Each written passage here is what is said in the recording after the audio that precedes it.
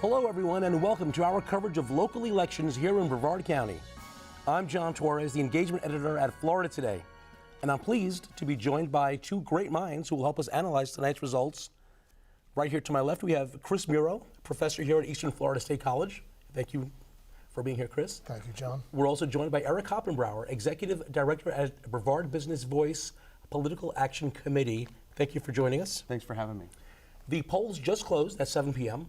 and Brevard's supervisor of elections has usually been pretty good at posting results right away. So hopefully we will have some interesting things to chat about shortly. We will be looking only at local races and results, and we'll leave the statewide results for you, Chris, in the next hour. So hang tight, folks. After this show's over, we have Chris here to talk about all these statewide elections. Now, I'm just curious, guys, which elections or which races or which issue interests you the most tonight? Well, John, I would say one of the most interesting parts of this ballot tonight is how large the ballot actually is. We've got 4 pages in most districts. 3 of the pages are ballot questions. There's 1 page with people on it. So there's 75% direct democracy, 25% representative democracy. And from a perspective of American political theory, we're a little bit out of balance. We're not quite doing it right. The founders would call this spectacles of turbulence, as what James Madison described direct democracy. And of course, we need a little bit of it, but I think it's overwhelming for the voters, and I'm fascinated to see how these county referenda, the charter revisions, turn out. And of course, Palm Bay has got a lot on its ballot tonight as well. And, you know, I feel like there was a full page of should we retain Florida Supreme Court Justice, insert name here. Absolutely. Almost every single one of them was up, it seemed. Well, we have 11 total, 5 from the Supreme Court and 6 from the 5th District Court of Appeals.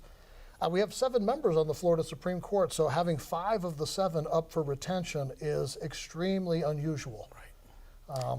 And John, and Eric, what are you interested in? Ballot fatigue, as Dr. Murrow is intimating, is going to be huge. Why?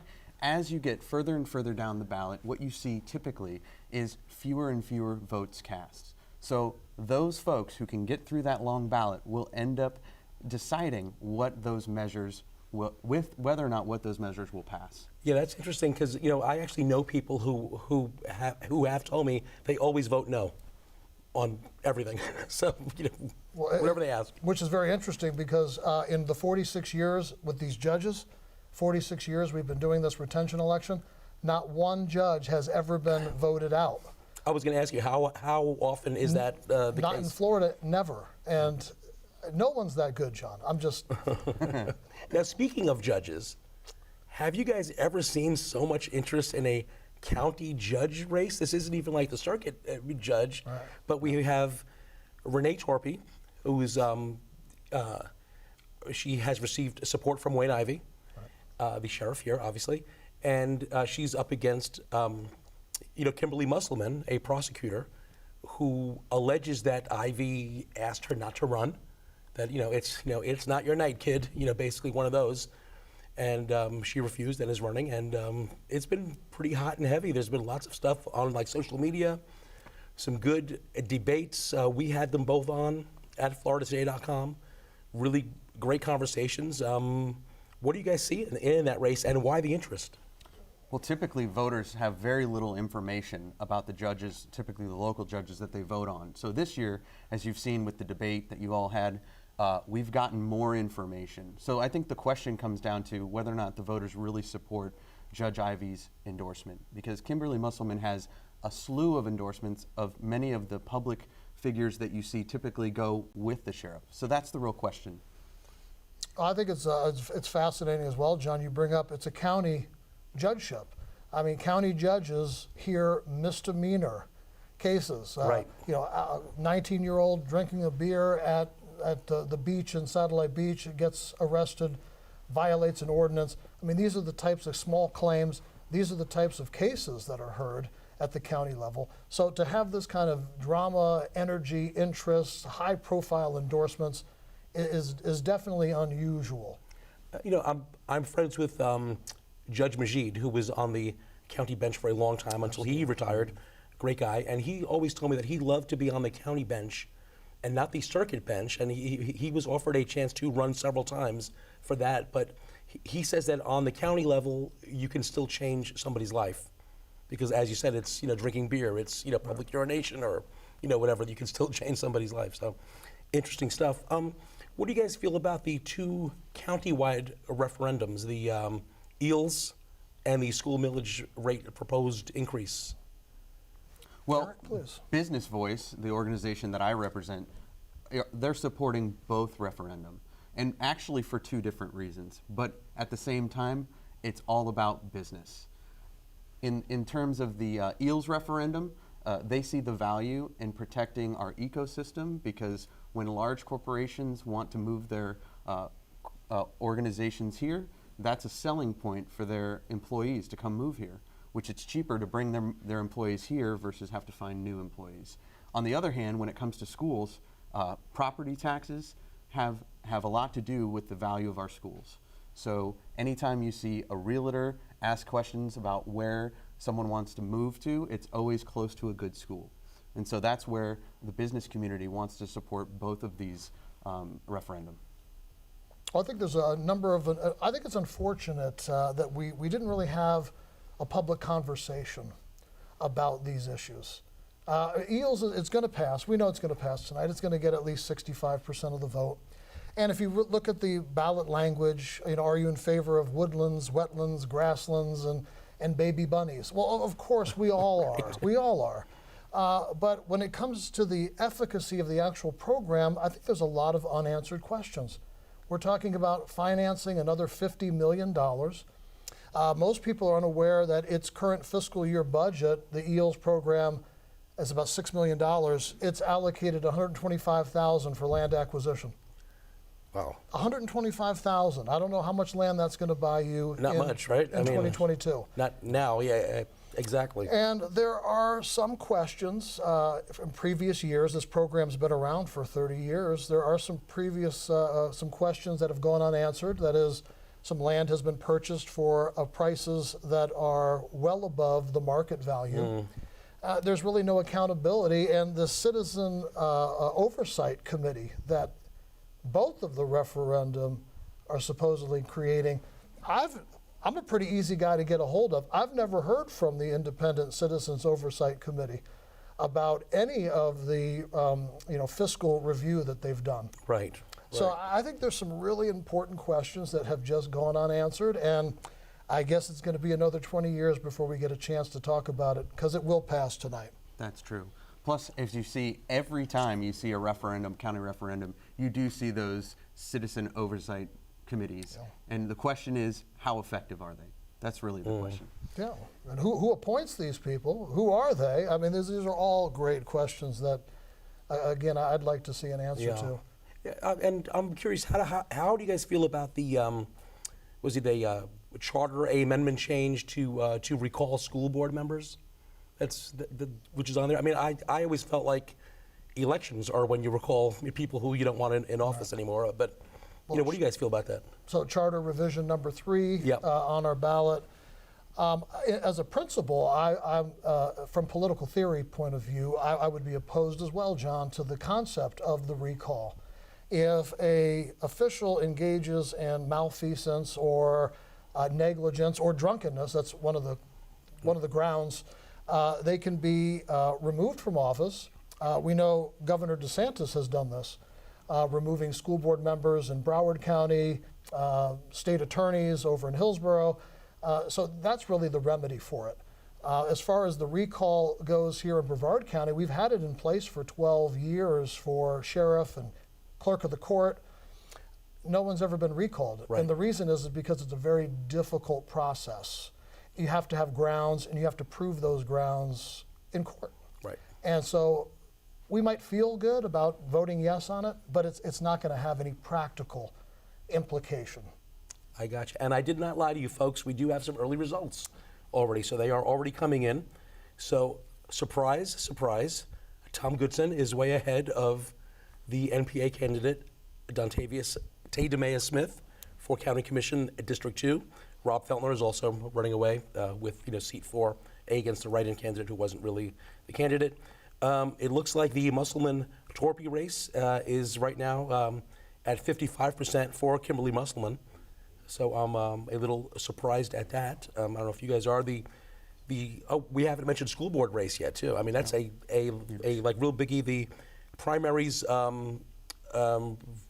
it was too close to call, right, in the primaries. So they have the runoff tonight. Aaron Dunn, Gene Trent, they're both hovering at around 50% right now.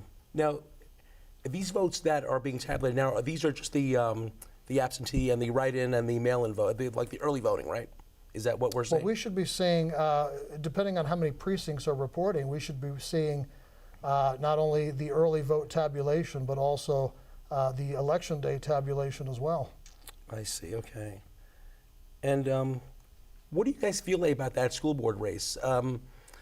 It's supposed to be a nonpartisan race, but school boards have almost become the new battleground, if you will, for politics in this country, the right and the left. And even though it's supposed to be nonpartisan, we can see obviously that it is partisan.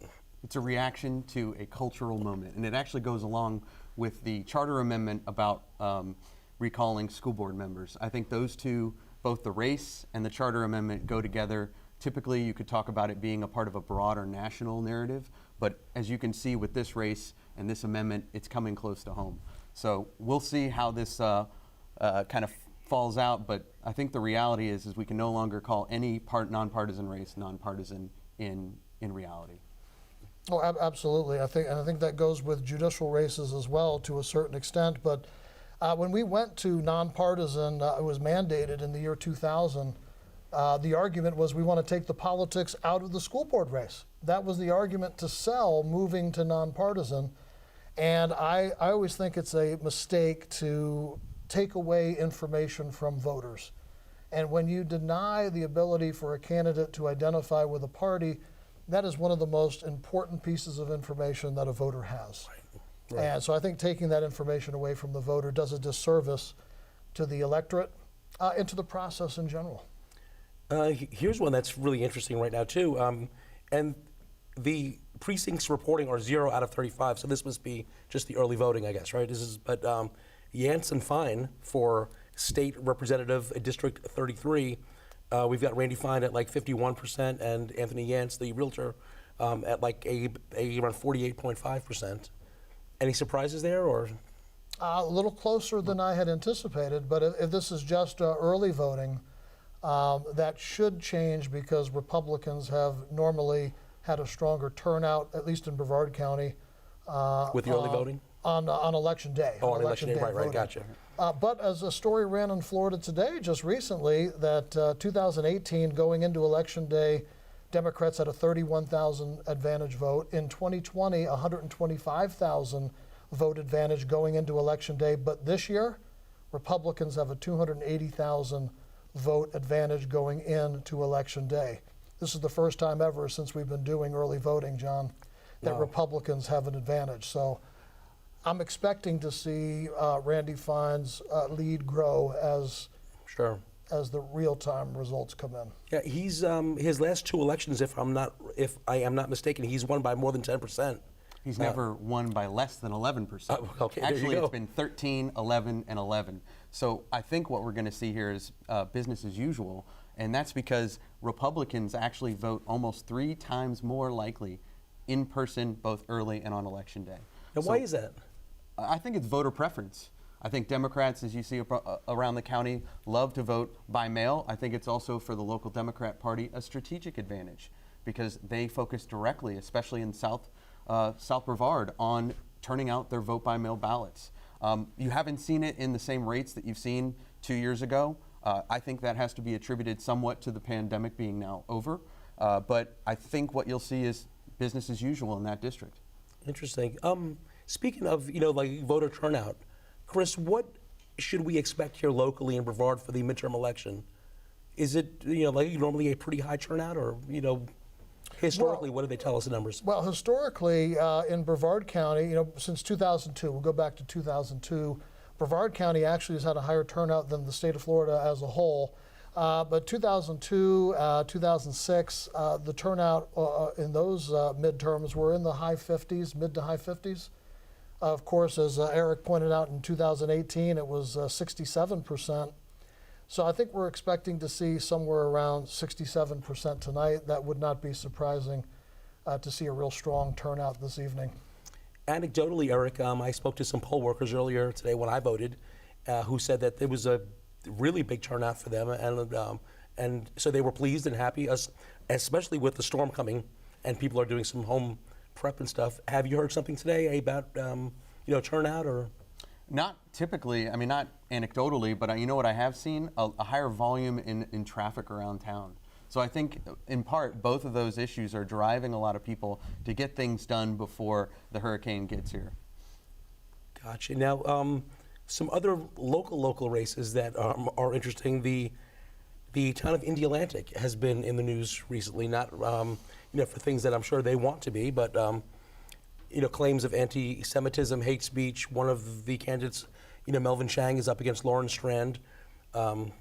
Chang has had some issues with the outgoing mayor, Dave Berkman, who is Jewish. Right. And it's just kind of sad, I guess. The mayor was arrested recently for allegedly attacking Chang, and it's just wild that all these little towns, they seem to have the most drama.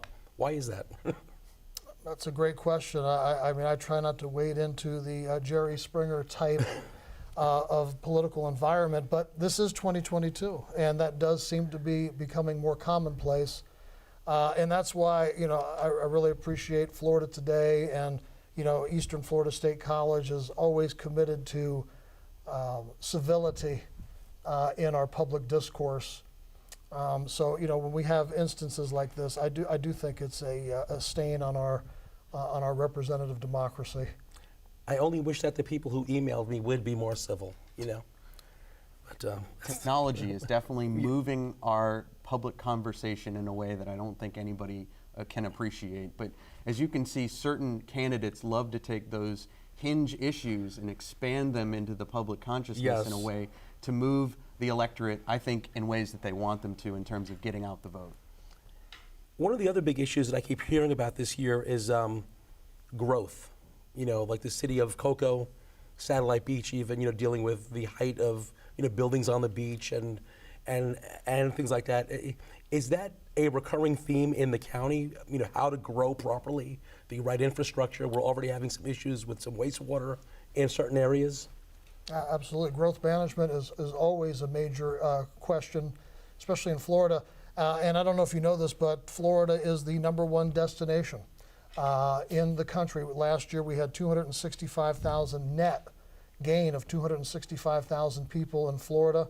That's 711 new people a day moving to our state, while California lost 375,000, 903 people a day net loss in California, leaving that state. So Florida is the #1 destination in the world. And the #1 destination in the world is the United States, and we're #1 within #1. So we definitely have to have policies that are geared towards urban development, growth management, and of course, natural resources, and all of those things that will continue to make Florida hospitable to business, to growth, and to new residents. Yeah. Big issues. Eric, what do you think that Tom Goodson and Rob Felner bring to the county commission? Is it going to be more of the same, mindset on the county commission, or what can we expect? You think? Well, Tom Goodson is a known public official. He's been in public office here along the years here over the last at least 10, 15 years. I know he was at the State House before he had to retire because of term limits. He's known. He's been here. He's built a business here. And I think a lot of the folks who run government here know him, like him. And you could say that things will be as usual.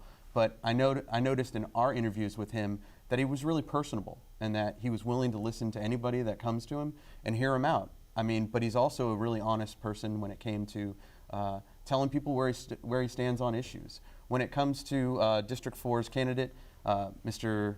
I'm forgetting his name right now. Rob Felner. Rob Felner. Yep. He's a local political operative, and also he swings mostly a little bit more conservative than even the current office holder. So we'll see how he translates his views and his ideology onto the dais.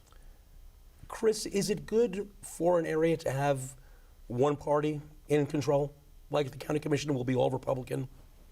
Well, I mean, I think most of us at least could agree that we like to see competition in elections. It holds elected officials accountable. They don't take for granted that they're going to be able to be reelected until they're term limited out of office. So I think it's good to have a healthy conversation, that there's competition. But in order to do that, if you're in an area like Brevard County that has 65,000 more registered Republicans than Democrats, it would require Democrats to be more competitive. They, I think, would have to maybe amend some of their policy positions. That does not seem to be the case over the past few decades. And so, it's either you have one of two options. Either you're ideologically a purist and you're going to, do that and suffer defeat, or you're going to moderate and try to bring in, have a larger tent. And those are really your only two options. So far, that's why we have really a one-party dominant system here in Brevard County. And I'm not seeing anything on the horizon that shows that we're going to move away from that kind of paradigm. Eric, what does our local Democratic Party have to do to sort of recharge its masses or to revitalize itself? They've had some tough times, and this last year was not good for them.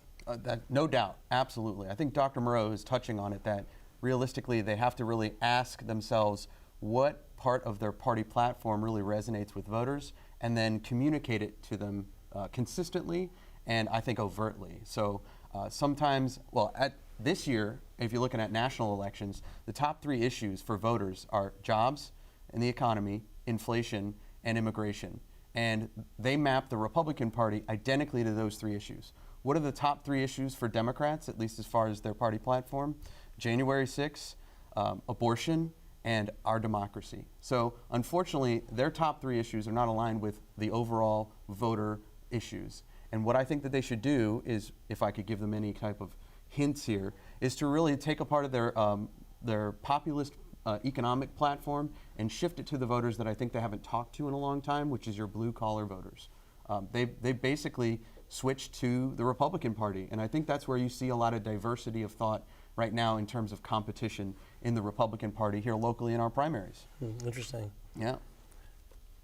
Chris or Eric, which local races are of interest to you, or if any, or are we going to see any surprises tonight in Palm Bay or Melbourne or Titusville or on like city council races or anything? I don't see any surprises lurking out there. It does seem. I was surprised, though. I have to be honest. Kenny Johnson in Palm Bay. I think he ran an exceptional campaign, and I received many mailers and contacts from the Johnson campaign, as I'm a resident of Palm Bay.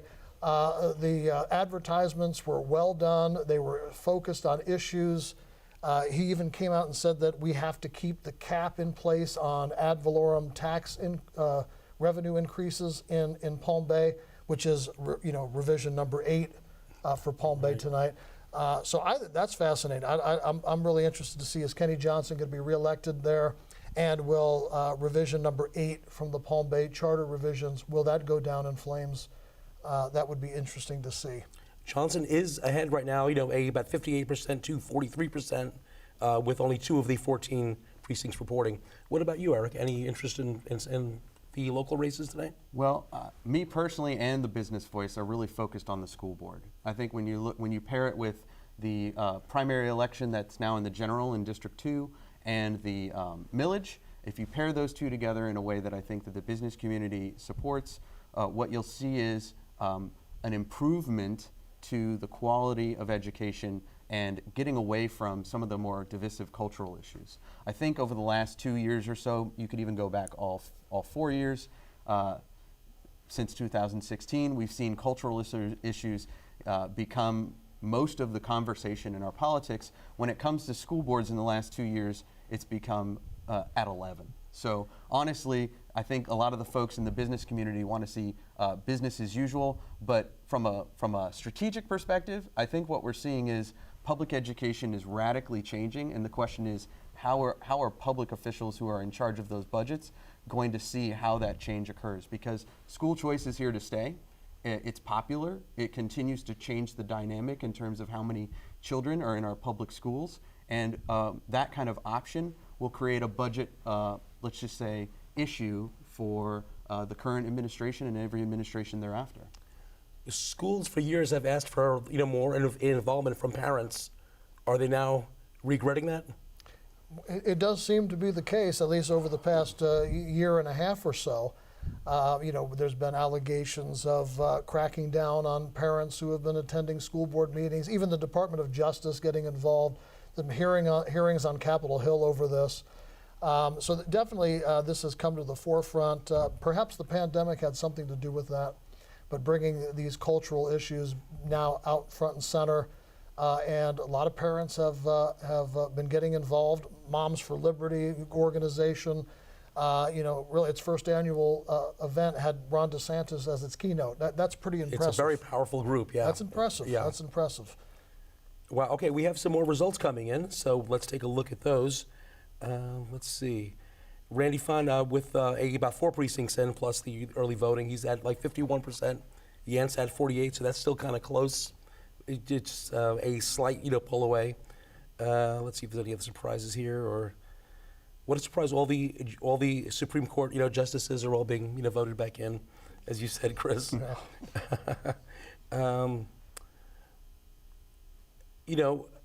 DeMaya Smith for County Commission District 2 has almost like 30% of the vote with 4 precincts in. That's impressive, I think. So John, we actually, the Business Voice, interviewed him, and he had the most energy of any candidate that I personally have ever seen. And what I could tell from that interview is he really loves not only the community of Cocoa, but Brevard County as a whole, and he really wants to shake up business as usual in our public affairs. So I'm not surprised he's getting 30% as an MPA. Plus, I think also, as you see in our county, more and more people every day register as an MPA. In fact, and the Florida Today had an article about it, that now when you're talking third party and MPA voters, in total, a greater amount of voters than the local Democrat Party. And that's been a trend that's been happening over the last 5 years. Wow. Why is that, Chris? Why are like people choosing to identify as NPA, or registering as NPA? Well, it's interesting because I think in political science, this is a big question that we research and we've been researching for decades. In Massachusetts, the largest group of voters in Massachusetts are actually unenrolled, not affiliated with a party. Democrats have 2.4 million voters, Republicans 429,000. But those NPAs, when they vote Democratic. And NPAs in Brevard County vote Republican, and if you're in Broward County, they're voting Democratic. So it does seem that independents and those who are not affiliated with a party, they do tend to gravitate towards the dominant party within that region or in that state. So I think there's a lot of attention that's put on the NPA and the rise of independence, but I think there's a little bit too much fanfare for the results that we've seen. Gotcha. So I don't think that it's as dramatic a shift as it's sometimes is talked about. And speaking of results, with about 30 of the 171 precincts in, Kimberly Musselman has 55%, and Renee Torpy's at about 46. Any surprise there so far, or? Absolutely. Yeah. I would think that the Ivy endorsement. And the Torpy name. The Torpy name is, Vince Torpy Right. served on the 5th District Court of Appeals, and it's been a household name in Brevard County for decades. This is surprising. What would you attribute this to? Well, I mean, there's many factors I think that can go into it. Honestly, I think to a certain degree, the controversies over the last few months with the sheriff have maybe tarnished his endorsement a bit. because he's one of the more popular, he's actually the most popular politician here in Brevard County. And so I think that sometimes, as we've seen with other types of issues surrounding candidates or the political process, and I think this speaks back to the MPA question or debate, is disenfranchisement with some of the politics as usual. It may not actually translate to changes in the election as it goes, but I mean, what you're seeing is, and I've seen a lot of this knocking doors around the county, is many of our MPAs, yes, are actually conservative, but they don't think the Republican Party is actually conservative enough, right? Oh, interesting. So I definitely think that sometimes bad press can be bad press. Speaking of the sheriff's endorsement, should the sheriff or the prosecutor or the public defender endorse judicial candidates? I mean, doesn't that seem, if you get an endorsement from one, it just seems like it could open up some issues in court. Well, I think the problem is when you judicial elections in the first place. When you have a judicial election, you're automatically inserting politics into a branch of government that was designed to be apolitical. So whenever you have an election, people have to raise money, they have to make promises, and that's, I don't think, what we want in our judges. We don't have this at the federal level, and a lot of people are much more informed about federal judges and what federal courts do and what the Supreme Court does. And very few people are informed about what local judges do, even though they have this vote for them. The interesting thing to me, too, is that 91% of our county judges and circuit court judges, those races go unopposed. The only time you get to really vote for a judicial candidate is they're not a judge yet, just like we have here an open seat in this race. Once they get elected as a judge, it's pretty much guaranteed that they're going to be able to serve as many 6-year terms as they want to until they're 75 years old Right. now. So I think the question of the efficacy of judicial elections needs to be talked about more. But the outcome in this particular race, if you're going to have a judicial election, when you have prominent figures in the community making endorsements, I think that just goes along with the elections process. Right, yeah. I don't know, Eric, I'd like to hear what you think about that, though. Well, I think it goes along with the party affiliation question, right? So everyone knows the party affiliation of the sheriff, and so if the sheriff endorses somebody, he's putting that brand on him. In this case, you had Republicans on both sides. Right. That's what made it so interesting. Right, because we had our top prosecutor, Phil Archer, endorsed Musselman, right? And of course, Sheriff Ivey endorsed Torpy. Boy, we may have to have a runoff to a runoff to a runoff. Aaron Dunn and Gene Trent are, neck and neck at like 49.3 for Dunn and 50.7 for Trent. Would they settle this with an arm wrestling, bout or what?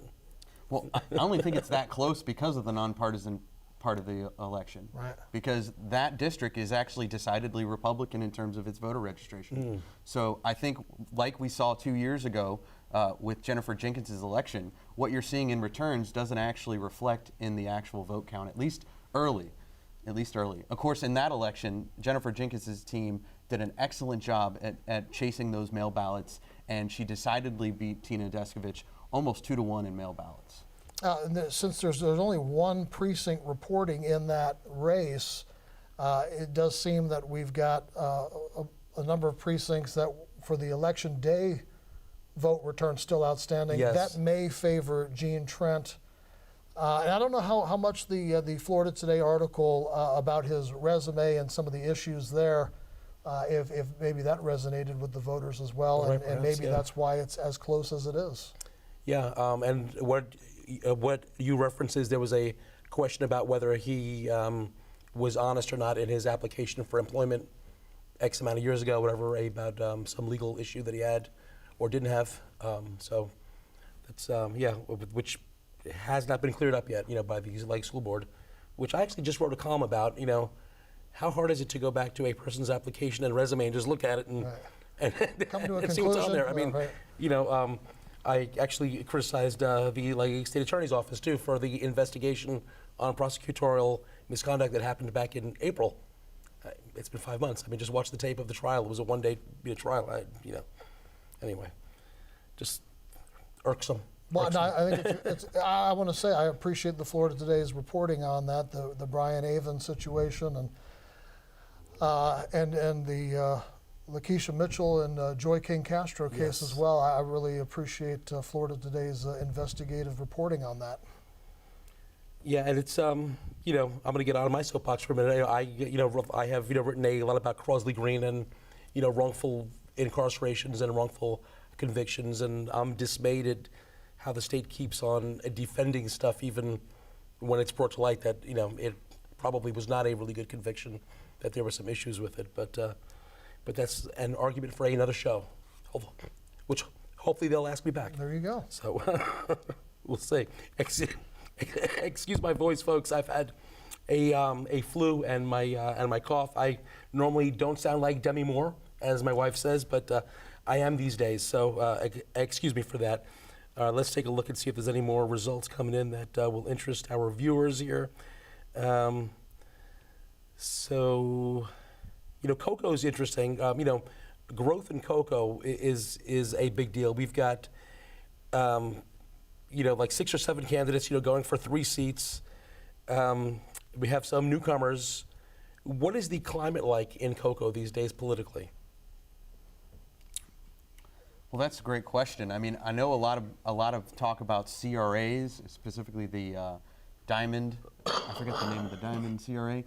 Always a question as to how public dollars are being spent, especially in those special districts. When it comes to development, I guess each and every single little municipality that we have in our county here has to decide which way they want to go, multifamily housing or single-family residential. There's positives and negatives to both, and I think that mix is going to tell you how the municipalities' governing bodies decide they want to have their municipalities grow. How Cocoa decides to grow, because they're unique in that they have that nice little downtown, and then obviously sprawling out, and the 524 corridor is another question, as we see industrial growth moving westward, is one of those factors that city council will have to tackle. Yeah, and what's interesting here, Eric, and I'm just looking at these results that are coming in. We mentioned earlier all the chatter at the end, all our county charter proposals and stuff, and all of them are all passing with about 70% or so, except for the charter proposal 6, the workforce and supportive housing, which only has about 53% yes right now. And if I'm not mistaken, isn't that for an establishment of a fund and sort of group to deal with affordable housing in the county, which is an extreme need, if I'm not mistaken, right? Absolutely. Well, we've seen prices of homes and the cost of rents have gone up dramatically over the past few years. And so I don't know how the business pack is feeling about this, but having affordable housing, I think, is an important factor in luring businesses and growth to our county. So that is surprising that it is as receiving the fewest votes of the 6 proposals that are out there. Yeah, I mean, I was speaking with folks in Melbourne and Palm Bay, and the whole homelessness issue is huge, and it'll get more pronounced as the cold weather starts moving in, and we start seeing folks and the need for beds and all that. So that's interesting. The school millage rate increase is also passing at about 60%. I think that was. Hold on, let's see where that was here, and the Eels. The Eels, county referendum is about 70.7%, yay, and the ad valorem millage to increase the teacher pay is at almost about 60%. So, with 78, precincts reporting out of 171, so no surprises there, as we expected, right? As expected. Yeah. With cocoa, cocoa, as you brought up, John, it has had its challenges as far as recently with law enforcement issues, the development and business investment in cocoa has not kept up pace definitely with Melbourne and Palm Bay, but I do think cocoa's future is getting brighter. I think the space industry continues to make its rebound from the NASA cuts. Eastern Florida State College is investing $87 million in renovating the Cocoa campus. So I think that there's a lot of positive developments that are on the horizon for Cocoa, and I think that it's going to see a lot of economic benefits over the next few years. Gotcha. And it looks like a few races might have all of their precincts in like Melbourne Beach, for example. It looks like Joyce Barton and Corey Runty are going to retain their seats on the town commission. Steve Walters, who had been on the commission and a former police chief, is trailing there with about 23%. And Melbourne Village, that looks like all the precincts are, well, it's one precinct out of one. And the leader there has 21%, 265 votes out of 5 candidates, with only 5. So we have like Fred Anderson with 265 votes and Bridget Forster with 260. So when do you ask for a recount? Yeah. And count. Yeah, And count. Exactly. Right. Exactly. And recount. So looking 2 years down the road, okay, if you can look into your crystal balls for a moment, what issues are we going to be talking about here at this table in 2 years, do you think? Well, locally, I think, the phrase is smart growth, and I guess the question on my mind, and I think on many voters' minds, is what's your definition of smart, right? So as we have to deal with some of these as bodies, as public bodies, they have to deal with some of these amendments, charter amendments, or some of the ballot referendum, is how to be able to put those specific dollars to use for those specific issues, but also trying to expand tighter and tighter budgets because of things like inflation towards the necessary infrastructure, for instance, when it comes to dealing with that growth that Chris was talking about earlier. And no one's going to stop coming to Florida, specifically here in Brevard County, because of the diversity in our industry, which is actually not talked about. How many different types of industries, the strong manufacturing base that we have here, which is just not paralleled. I could say across the country, but that would be too verbose. Yeah. I think it would be in our region when it comes to the defense industry and aerospace together, what you see in terms of manufacturing, supporting those national and international programs, it's very attractive, not only to large businesses, but for people trying to escape high tax states. I think it's a great point Eric makes, and that is the diversification of industries here in Brevard County. I mean, 20 years ago, hospitality was dominant, but now we've got high-tech aviation, lots of growth in the medical field, and so, like Eric said, the median incomes have been rising, and we definitely have a much more diverse workforce than we've ever had at any point in Brevard's history, and that will continue to be a major issue moving forward. Eric mentioned smart growth, and what is smart growth? Is there a trick, or is there a tactic to get everybody on the same page, or the towns, the villages, the cities, the county? I think Go ahead, Eric, please. Well, that's a cultural problem we have here with the number of municipalities, and working together is obviously going to be an issue. But what I can tell you, the real issue is geography. So we have barriers that we can't actually grow out of. So the Atlantic to the east, and actually the St. John's water management to the west. So realistically, smart has to be upward. At some point, it's going to be upward, and obviously that's a challenge in and of itself, because you don't want to be. A lot of people don't want us to become Fort Lauderdale, Miami-Dade, which that's the assumed way that we're going to grow. With all the high rises on the beach. Correct. I mean, yeah. Correct. Yeah. Correct. But we already can't see the beach from A1A. No. So what does it matter if there's a building there or not? I mean, I don't know.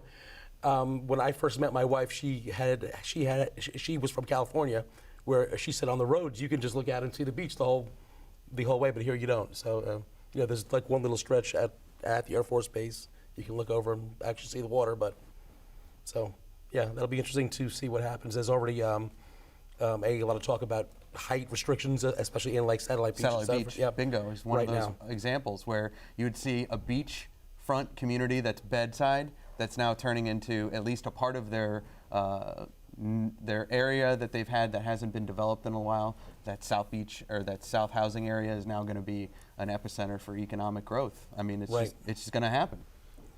Wow. It looks like the Randy Fine race is still pretty close.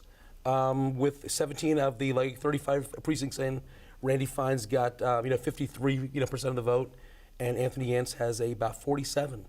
Are you surprised? That's a pretty good showing for Yance, who has never held political office, if I'm not mistaken, right? That's correct. He's a virtual newcomer to. Absolutely. He kind of has a John Fetterman look, tattoos and kind of regular guy look. He's got the exclamation point after his last name, kind of taking the Jeb Bush model for his campaign signs. But yeah, this kind of showing, 47%, I think that's a strong showing. A little bit closer than we had anticipated. Definitely a strong showing, and I'm sure that we're gonna see Anthony Yance in the future. Palm Bay, one of the most politically diverse cities in our county. It's almost a third in terms of voter registration. Palm Bay actually being one of the only two, if I remember correctly, municipalities that are a majority of Democrat voters. So by and large, as you expand that district out towards South Melbourne or other areas, that's where Randy Fine is picking up most of his support. Obviously, as we were talking about earlier, mail ballots will lean more towards Democrats, but as Chris has noted, as soon as we get those Election Day results, I think we're going to see what we expect. Maybe a little tighter, maybe 9%, maybe even 8 or closer, but I'm thinking it's still going to go the way that we've seen.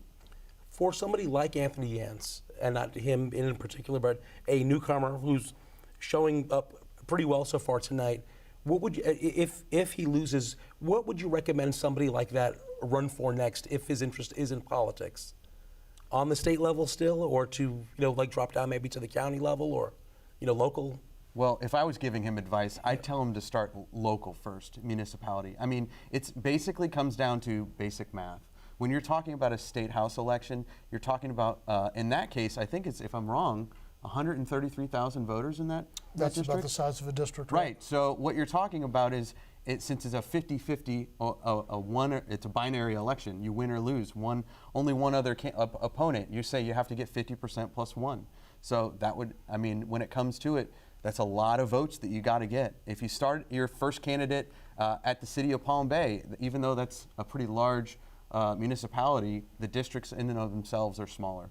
So if I'm not mistaken, I think it's even though a citywide election in terms of voters voting for all of the districts. Is that the same? Chris, is that how it goes, or is it at district? Yes. At large? Right. So technically, Palm Bay's not a great example, but if you look at places like a smaller municipality, you get your feet underneath you, you learn the mechanics of a campaign, you actually get donors. I mean, think about how much money that he would have had to have raised to actually compete with the amount of, let's just say, statewide or Tallahassee dollars that Randy Fine could have had access to. Well, I think since he's run for the state legislature, I think he should, keep focusing on that level. I mean, maybe going lower, it kind of looks like, just trying to get in just to get my foot in the door.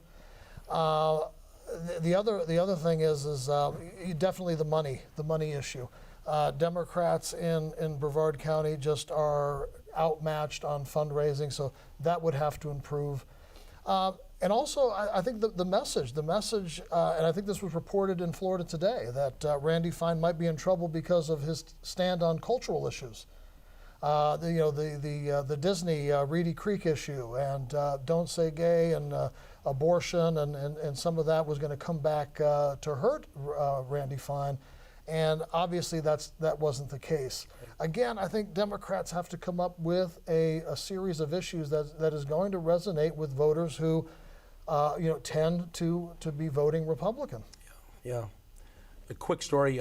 You had mentioned Jeb Bush, and I met him here when he was a speaker at a graduation at Eastern Florida, and somebody snapped a photo of him. I was interviewing him, and he has his hand on my arm, and it looks like he's asking me for advice. So I always wanted him to win, so I could post that photo somewhere. I'm advising the president or whatever. You were his advisor. Yeah, exactly. So the two really big races locally, we have 93 precincts in of the 171, and Kimberly Musselman is at 53%. Renee Torpy at almost 47%. And the school board, we've got 17 of like 34 precincts in, and Gene Trent is holding on to the 53. He's at like 53% for 47% for Aaron Dunn. So if those hold, then Gene will be on the school board. And well, that would definitely, I think, alter and move the ideological direction of the Brevard County School Board. It's been a pretty moderate board compared to some of the other officials that have been elected here in Brevard County. So this bringing it back would I think make it a little more of a conservative school board than it's been in the past few years. And with 50% of the precincts reporting, I think closing that gap is going to be very difficult for Aaron Dunn now. yeah, and judicially, if it holds, we will see Kimberly Musselman take the bench, and I think there were already either 5 or 6 former prosecutors as judges. Is that good? Well, that's a great question. I kind of like to see judges that have a background in working as a public defender or on the defense side, and then also being on the prosecution side. I think having that balance, being on both sides, I think is a very important quality that we have in our judges. So maybe too prosecutorial centered can be troublesome. Yeah. I think that also speaks to that broader cultural question about, are you hard or soft on crime? I think if the voters drew anything from that, it was putting a prosecutor in a judicial position. Meaning, and you can see this when it comes to Republican versus Democrat majority areas. You're seeing policy difference that are so contrast when it comes to criminal justice that what I expect, at least from that news, is to say our voters are saying we want judges to be a little bit more tougher on crime than it would be in other areas, which I'm not surprised, because of our voter base being who they are. And why is there that actual divide? I mean, as a nation, as a people, don't we want the bad people locked up? But if they make mistakes, we should have them released, because there's nothing more un-American, in my opinion, than incarcerating somebody who's innocent. Oh, absolutely. I mean, that's we're supposed to be, innocent until proven guilty, due process of law. Absolutely, those are American ideals that we all covet. But as Eric pointed out, right now, the perception is crime is up. It's up big, and the murder rate is up, substantially across the country. But the perception is crime is up. It's up big, and we want to get tough on crime, and that's a winning message right now.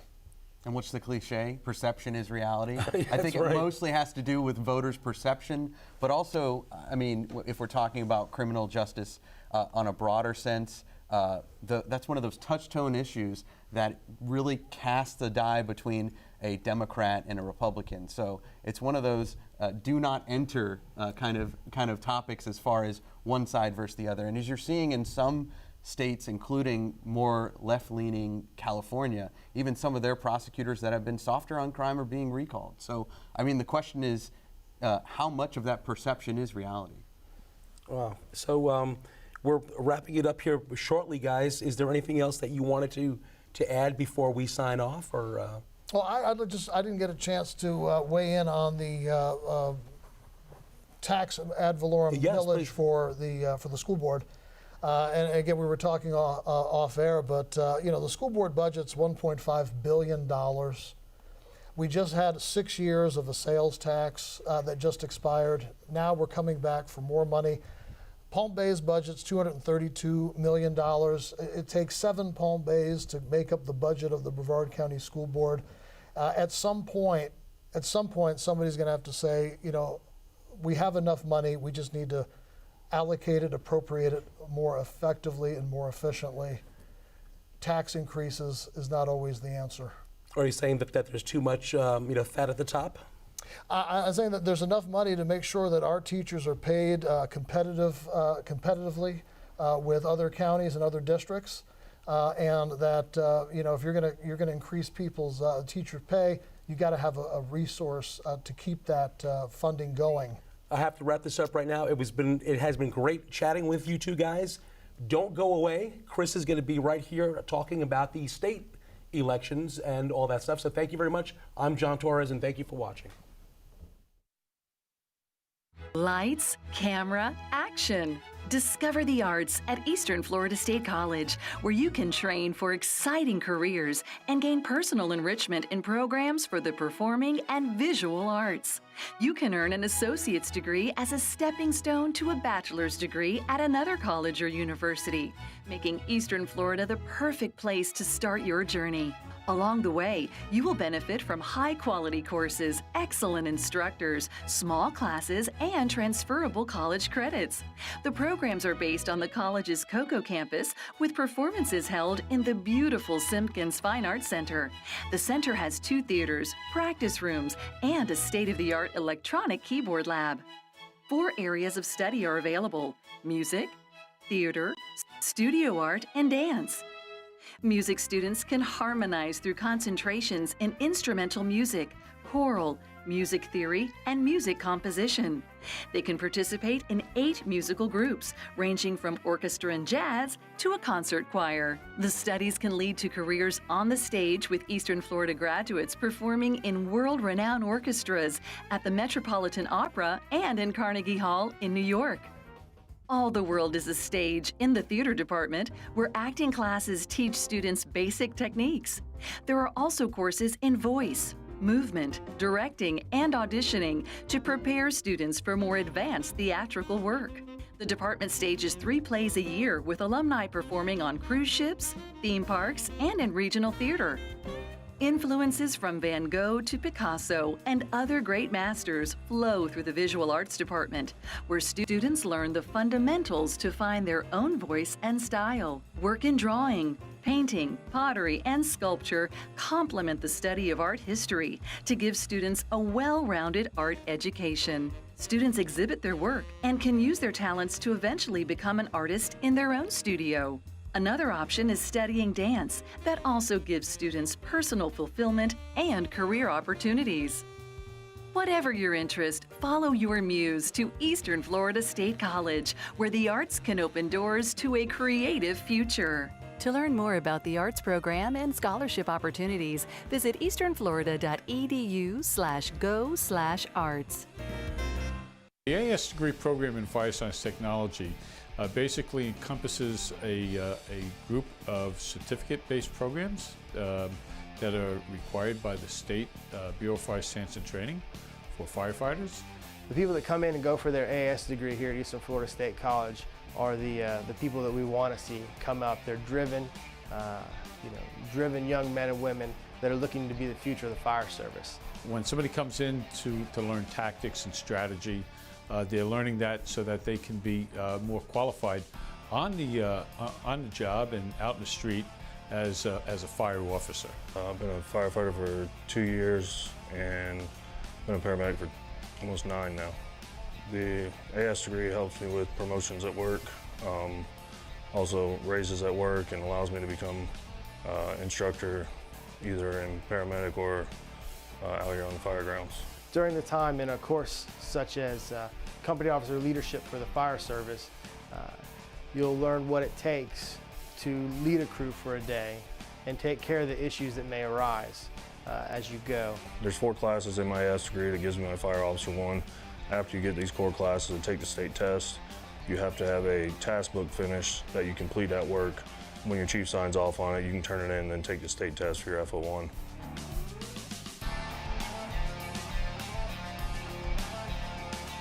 The lab that EFSC respiratory program has is very up to date and had actually more stuff than some of the hospitals did. As a student here, working with all that equipment definitely puts you at an advantage, because when you're here for a semester and then you go out, you get to see it on real patients. The lab here is, I would say, above and beyond what you would need to see and what you need to know when you go out to your clinical sites. I'm Patrick Hoskin, and I'm a student at the Eastern Florida State College welding program. You start off with stick welding and then progress to MIG welding, shielded metal arc welding, and they say by the end of the year we'll end up being TIG welding. So we're going to go through almost everything that they can possibly throw at us. After the first 2 weeks of class, it is all hands-on. The cost is really low considering it's a full welding program. This classroom does count as 1 year's experience in the field.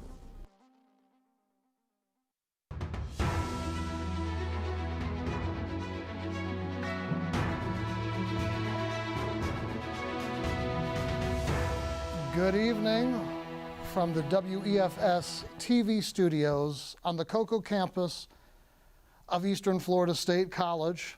Thank you for being here for our special exclusive midterm 2022 election night coverage. My name is Chris Muro, your host, and we're going to be bringing you results, insights, and analysis you will not find anywhere else. And oh, what a ballot it's been. We've got a hotly contested U.S. Senate race, probably the most watched race in the country between Ron DeSantis and Charlie Crist for Florida's governor.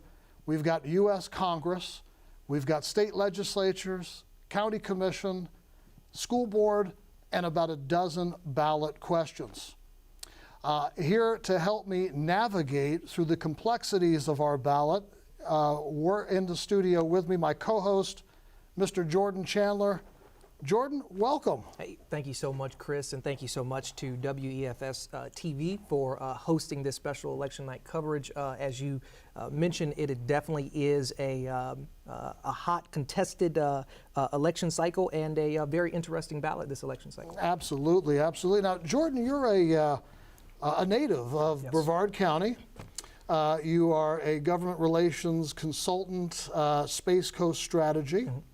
You were recently appointed by the County Commission to serve on the Charter Review Commission. Correct. And most importantly, you're married to Bianca Chandler. That's right. Coming up on your first year anniversary in a few weeks. Absolutely. Congratulations to you and your family. And we appreciate Bianca letting you out to spend some time with us tonight. I appreciate it. Thank you so much. Absolutely. We appreciate you being here. So we'll start off with Congress. The United States Congress is up for election, all 435 seats. Of course, District 8, Florida's Congressional District 8, is one of but 435. Mm-hmm. What do you see, Jordan, out there? What do you expect to see tonight, not only in Brevard County, but nationwide, with regard to the congressional races?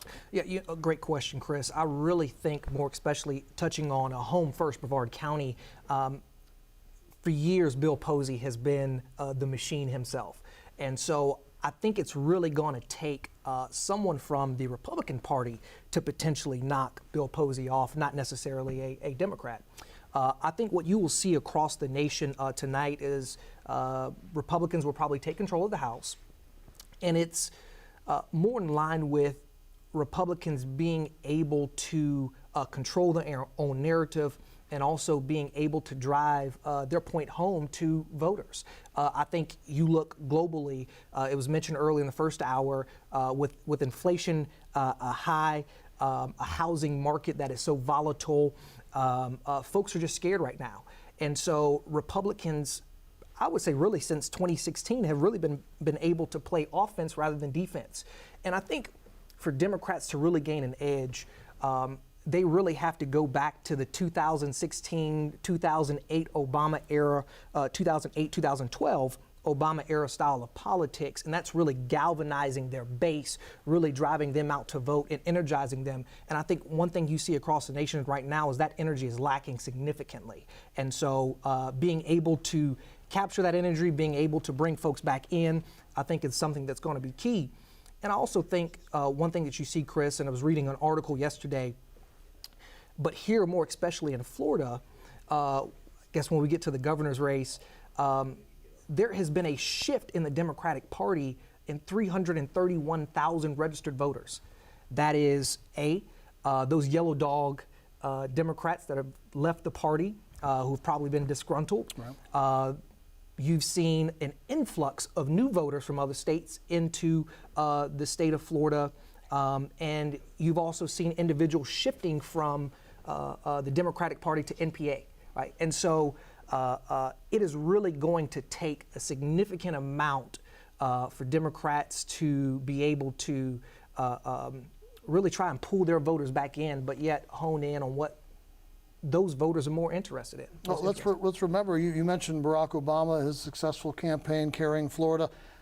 In 2008, there were 700,000 more registered Democrats in Florida than Republicans. Correct. November of 2021, that was 1 year ago, Republicans for the first time since 1877 have more registrants in their party than Democrats by 6,000. That was a year ago, and that stands at 300,000 today, a year later. Correct. So that has been a major shift in party identification and partisanship over the past year in favor of Republicans. So we are expecting, I think you're right, the House of Representatives will be now under Democratic control, but the 118th Congress coming up will return to Republican control. One of the big issues is money. Joanne Terry here in District 8 raised about $85,000. Bill Posey came in at just under $1 million. To be competitive, you have to narrow that gap. Absolutely. The other thing is we have to look at history, right? What has history told us about midterm elections and the president's party? And on our screen, we've got a graph for you that shows over the past 50 years, only twice has the president's party not lost seats in a midterm election. If we extend that 88 years, there's only been 3 times in the past 88 years where the president's party did not lose seats in a midterm. So there's the historical midterm seat loss that President Biden is dealing with. President Biden has lower approval ratings than I think that he might want. That's another factor that goes into this. And as well as there was a record number of Democrat retirements from incumbents across the country. So how does the Democratic Party then kind of stop that trend and start to become more competitive, especially in districts, like District 8? Well, I think number one, it went back to the first issue that you raised relative to the amount of campaign contributions that Democrats typically receive. I think we typically see Democrats, and as was said earlier again, hold themselves to this purity standard, right? Afraid to take money from individuals, not necessarily saying that, someone is buying your vote. But at the end of the day, it takes money to be able to communicate effectively with voters. I can wholeheartedly say I received 7 pieces of mail from Governor DeSantis. I received 0 from Charlie Crist. It's because the funding was not there. The governor raised $190 million, and Charlie Crist raised somewhere around $25 million. And so I think Democrats are going to have to raise some significant dollars to be able to compete effectively, which goes hand in hand also with their ground game, right? Democrats have a strong grassroots door knocking campaign, but at the end of the day, it does take dollars to be able to effectively communicate with voters. And so I think that Democrats are really just going to have to sit back, reassess what happens this particular election cycle. And I think also you see a rift between young progressives and the traditional Democratic Party. Right. So we are waiting for some statewide results to come in. As soon as we get that data ready, we will let our viewers know. We've got, like we said, a number of important races, constitutional amendments that we're looking forward to seeing how the votes are turning out on that. Also, I did want to mention, Jordan, that Florida, with its population growth, we actually did add on a congressional district. We now have in Florida 28 of the 435 seats are from Florida. And currently there's 16 Republicans and 11 Democrats. But after the redistricting map that was just recently done, we're expecting to see after tonight 20 Republicans and 8 Democrats. How did redistricting play into this? I think it's important for voters to understand that from a congressional level all the way down to a local or county level, redistricting as well as a Charter Review Commission or Constitutional Review Commission are probably the two most important boards that actually exist. I know that the governor was in some hot water, I would say, with folks because of the fact that he actually threw out the map that Congress presented to him, a GOP-controlled Congress. And so throughout that map and actually instituted his own, which carved out some of those minority districts, right? For example, you have Al Lawson in Jacksonville, which was one that has been a Democratic minority-controlled district for a number of years, was previously held by former Congresswoman Corrine Brown. And so it plays significantly, and I think Republicans are so much better at playing the long game, whereas, Democrats typically look at onesie-twosies that you can pick up, which is okay, but in the end, in order for you to create substantial change, you really have to be able to play in that particular space when it comes to congressional redistricting. All right, well, we're going to come back to that, Jordan. We've got statewide results coming in now. We're going to see on our screen. We're really excited to see what's going on in the United States Senate. As you can see there, Marco Rubio leading Val Demings, Bill Posey with 64% of the vote to Joanne Terry's 35%. I don't think there was too many surprises there. Ron DeSantis 57%, Charlie Crist 41%. So Ron DeSantis absolutely dominating tonight. Ashley Moody, the Attorney General, at 59% on her way to serving a second term. And I don't think this was a surprise either. I think all the cabinet positions are going to trend that way. Jimmy Patronis, the current Chief Financial Officer, a comfortable 58% to 42%.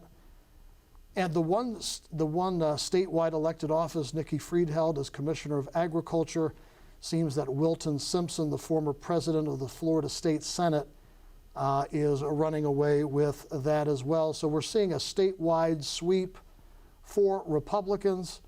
District 33 State Representative Randy Fine, almost at 54%, solidifying his lead there. County Commission District 2, Tom Goodson with 73% of the vote. 33 out of 40 precincts reporting, so there's no way to close that gap. Rob Felner, County Commission District 4 with 92%.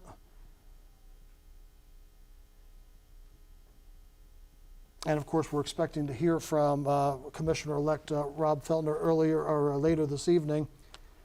Gene Trent continuing to mount a lead in the school board member District 2 race with now almost 54% of that vote. Amendment 1, Constitutional Amendment 1, yes for approval, it's got 56%. This would allow for the legislature to give exemptions from increase in property assessment. 53% in favor of Amendment 2 to abolish the Constitutional Revision Commission. And Amendment 3, additional homestead exemptions for fire, police, DCF workers, 57%. The trick, though, with all three of those, Jordan, is they need 60% in order to be ratified and approved. Right. Our county referenda, we have a lot of those coming in. Our referendum number 1, 58% for our county referendum for the ad valorem tax. And EELS program getting 70% of the vote. We expected that to happen with a majority of the precincts reporting. County Charter Proposal 1, yes for approval for the Attorney Review Panel. And we're going to talk more about those in greater detail, Jordan. Requiring a 60% approval for amendments to the county charter has got 66% of the vote. And of course, Charter Revision number 3, which was very contentious at the Revision Commission, garnering 78% of the vote tonight. That's what we call the mandate County Charter Proposal number 4 from the Charter Review Commission, 73% for approval. And of course, because of the resignation of Brian Lober and the County Commission District 2, County Charter Proposal 5 was placed on the ballot to fill a vacancy. That's garnered 70% of the vote. And I know a charter proposal that's of import to you, the workforce and supportive housing, is at 53% to 46% with 135 of the precincts reporting. Looks like, Jordan, that's going to, all the revisions are going to be successful tonight. I would say that is very shocking. There's some that I had probably anticipated to fail, but obviously we'd be more than happy to elaborate on some of those charter amendments as we get further in. We absolutely will. In the meantime, we do want to welcome to the live wire, checking in with us from her campaign tonight, a Democratic challenger, Joanne Terry, the Democratic nominee for District 8, Florida's Congressional District 8. Joanne, Chris Muro in the studio, thank you for giving us the time. Welcome, and thank you for being here. Well, thank you so much. Can you hear me okay? Thank you so much for having me. We can hear you fine. I appreciate that. I know that there was a lot of people working on your campaign, a lot of volunteers, and it's always a tough night, when you don't get across the finish line. But I'm sure that you want to say maybe a word to your volunteers. Oh, absolutely. I said from the beginning of this campaign that my definition of success was making sure that Bill Posey wasn't running unopposed in this election. The worst thing I could imagine was to look at my ballot and see his name and nobody next to him.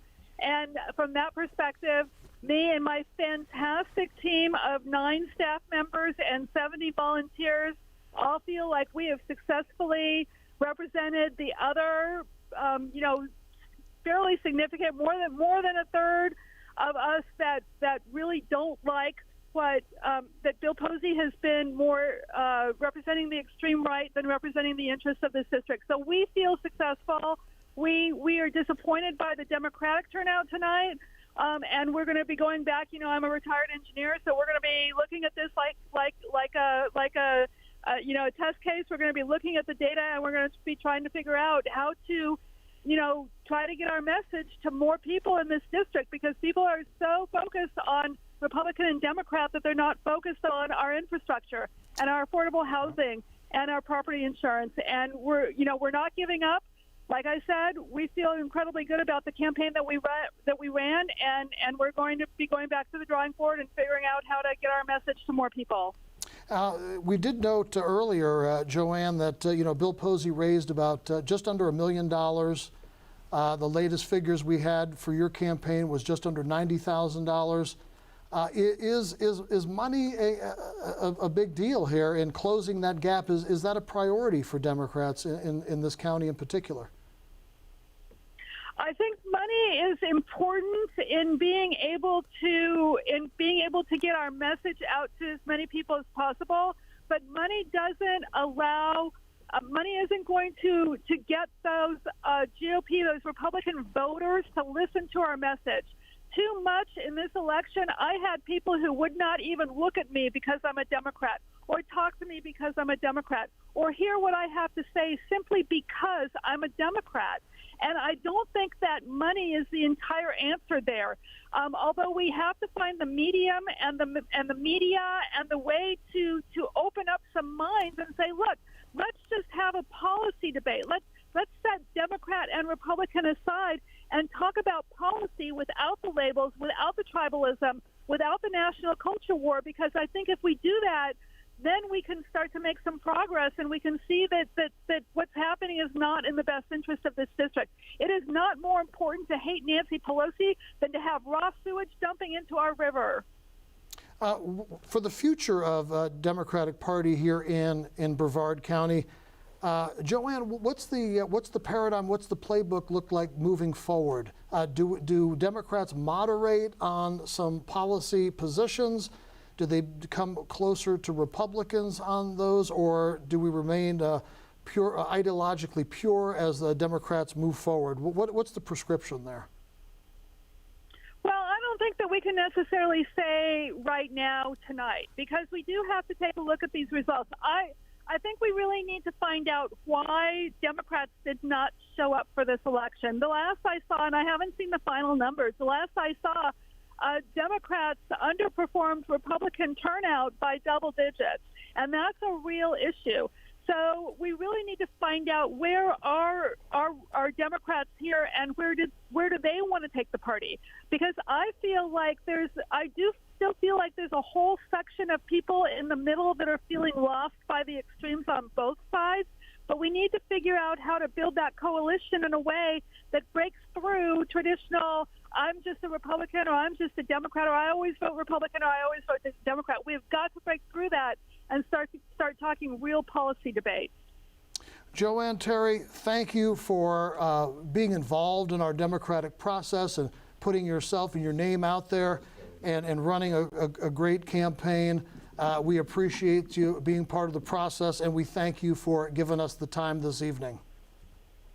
Well, thank you so much for the opportunity. I really appreciate it. Thank you, John.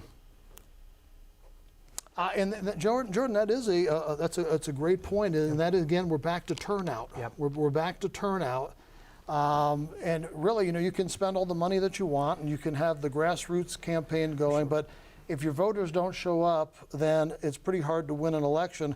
As we can see on our screen, we have a graph for you showing mid-term voter turnout over the past 20 years. As you can see, Brevard County has always outperformed the state as a whole. And in particular, in 2014 and 2018, we had 80% turnout. We're probably going to be in the 70% turnout range tonight after all the data is in. Why would there have been, if the data is correct, if Joanne Terry's correct, there was a drop-off in Democratic turnout? Why did that happen, Jordan Chandler? Yeah, Chris, I think it goes back to the point I made earlier. You really don't have a solid message coming from Democrats that energizes their base, that galvanizes them, right? As I stated before, you have Democrats who for a number of years have been playing defense. They've been so focused on being anti-Trump that they have not actually effectively communicated their message to their voters, whatever that may be, right? And so I think, once again, it is going to take some serious digging in order for them to get out of this hole. And if you look at the state of Florida, one of the things that we've been saying throughout this election cycle is if Miami-Dade turns, it's going to be a very bad night for Democrats, right? And so I think it's going to be a number of years before Democrats are able to pull themselves out of this rut. So once again, I think it's going back, taking a look at what galvanized voters in 2008 and 2012, which was really centered around hope and change. Republicans have been able to play offense and sort of spread this message of fear. Look at inflation, right? And these things. And so once again, Democrats really have to sit down, dig deep, take a hard look at what they're going to do in order to pull their folks out to vote, because there's nothing currently that I think that drives people out. I think there is another issue that's been talked about quite a bit, especially in the past month or so, and that is the Democrats are relying on, there's an old problem that they have with young voters, yes, and that is relying on young voters. You're talking about any voters under 30 make up about 17% of the total votes that were cast. The 18 to 24 is about 9% of the total. They do break heavily for Democratic candidates, but they're unreliable, and they are a smaller segment of the voting population than your 45 and above. Is it a mistake to rely on a voting cohort that is as unreliable as young voters? We need to branch out. Do Democrats need to branch out into older age groups? Yeah, I think Democrats need to branch out to everybody, right? I don't think you can leave anyone out because the numbers aren't typically on your side. And so you have to be able, once again, to effectively communicate with everyone. And what does it take to be able to effectively communicate with everyone? Raising some dollars, right? And I think Democrats need to start now for 2024, right? You can't wait. And I think there's this sort of, as you hinted, this paradigm shift. Young Democratic voters are typically more progressive, but you have those older Democratic voters, right, who really control the reins. And so you saw it in 2016 with Hillary Clinton versus Donald Trump.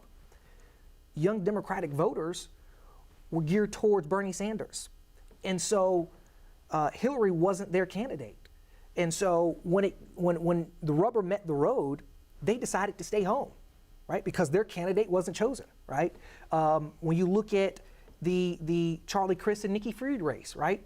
Young progressives tend to more so rely or align with Nikki Fried. And so I think a lot of Democratic voters, those young progressives, decided to stay home because even with the president coming out with a policy of forgiving student loan debt, perhaps easing regulations on or decriminalization of marijuana.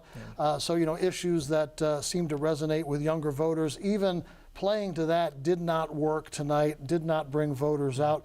Now, we were expecting to hear from Congressman Bill Posey. We were having some technical difficulties connecting as of right now. So we're going to go back to a current status to check on the current status of races across the state of Florida and in Brevard County that are of interest to our viewers.